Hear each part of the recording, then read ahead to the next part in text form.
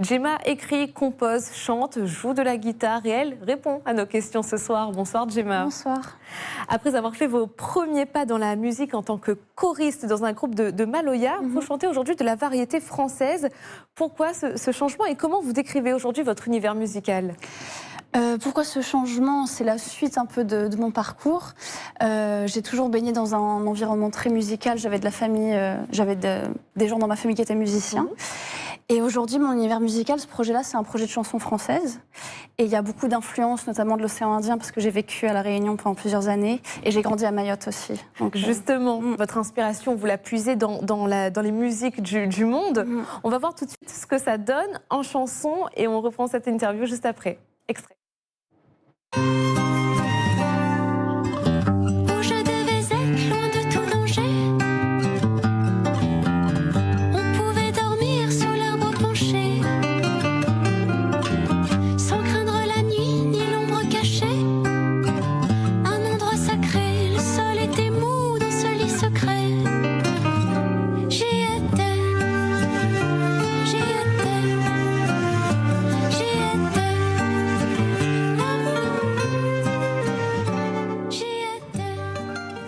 J'y étais, c'est l'un des 6 titres de cet album. Mais ce titre, celui que l'on vient d'entendre, c'est votre petit préféré. Pourquoi ?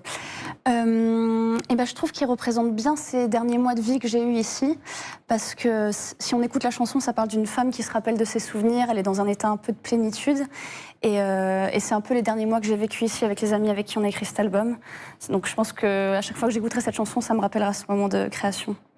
Gemma, vous chantez depuis toute petite, mais c'est à l'adolescence que vous recevez votre toute première guitare. Oui. C'est là que vous avez un déclic ?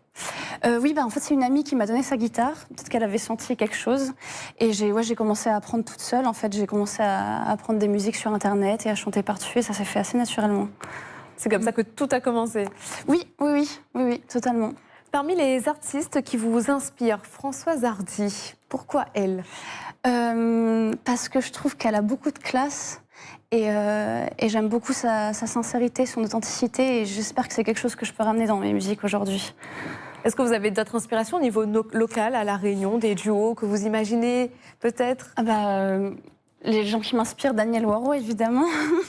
Après faire un duo avec lui, pourquoi pas, j'en sais rien. J'arrive pas à l'imaginer encore aujourd'hui, mais peut-être un jour. Oui, tout est possible. Oui. La suite, c'est quoi pour vous ? Continuer la promotion de cet album. Et d'ailleurs, je vous remercie beaucoup pour l'invitation ce soir. Et puis, j'espère pouvoir trouver des dates pour cet été. Voilà. Affaire à suivre. Donc, merci beaucoup, Gemma. Merci à vous. Gemma qui est aussi le